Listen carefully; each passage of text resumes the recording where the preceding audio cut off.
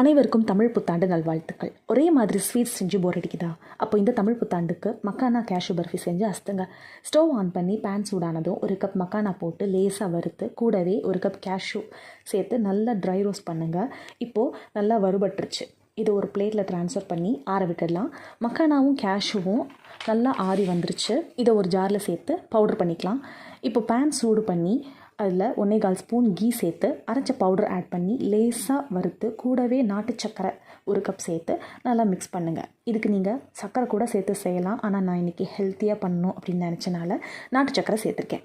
இப்போது 1/2 ஸ்பூன் ஏலக்காய் தூள் சேர்த்து கூடவே காய்ச்சின பால் 3/4 கப் சேர்த்துருக்கேன்.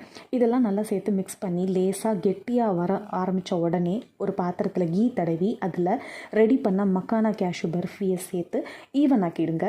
இப்போது கட் பண்ண கேஷ்யூ, பிஸ்தா, பாதாம் இதெல்லாம் 1 by 1 டாப்பிங்க்கு மேலே தூள் விடுங்க. 15 மினிட்ஸ் கழித்து இது சின்ன துண்டுகளாக கட் பண்ணி எடுத்தால் ஹெல்த்தியான மக்கானா கேஷ்யூ பர்ஃபி ரெடி. இந்த வீடியோ உங்களுக்கு பிடிச்சிருந்தா லைக் பண்ணுங்கள், சப்ஸ்கிரைப் பண்ணுங்கள், மறக்காமல் உங்கள் ஃப்ரெண்ட்ஸ் அண்ட் ஃபேமிலிக்கு ஷேர் பண்ணுங்கள். தேங்க்யூ.